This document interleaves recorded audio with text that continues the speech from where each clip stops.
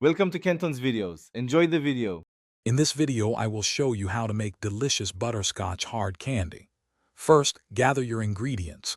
2 cups of granulated sugar, 1/2 cup of light corn syrup, 1/2 cup of water, 4 tablespoons of unsalted butter, and 1 teaspoon of butterscotch flavoring. You'll also need a heavy-bottomed saucepan, a candy thermometer, and a prepared baking sheet. This simple recipe yields a delightful treat. Now let's get cooking. In your saucepan, combine the 2 cups of sugar, 1/2 cup of corn syrup, and 1/2 cup of water. Stir this mixture over medium heat until all the sugar has completely dissolved. Once dissolved, stop stirring.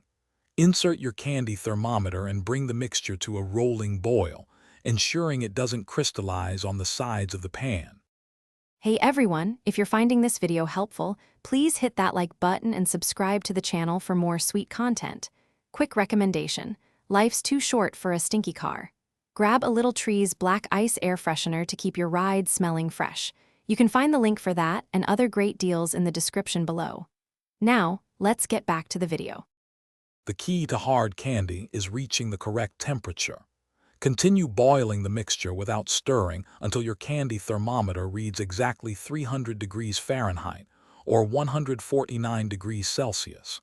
This precise temperature is known as the hard crack stage, which gives the candy its brittle texture. As soon as it hits 300 degrees, remove the pan from the heat. Once off the heat, quickly and carefully stir in the 4 tablespoons of unsalted butter and the 1 teaspoon of butterscotch flavoring. Be cautious, as the mixture is extremely hot. Immediately pour the hot candy onto your prepared baking sheet. Spread it evenly if desired, then let it cool completely and harden for at least 1 hour before breaking it into pieces.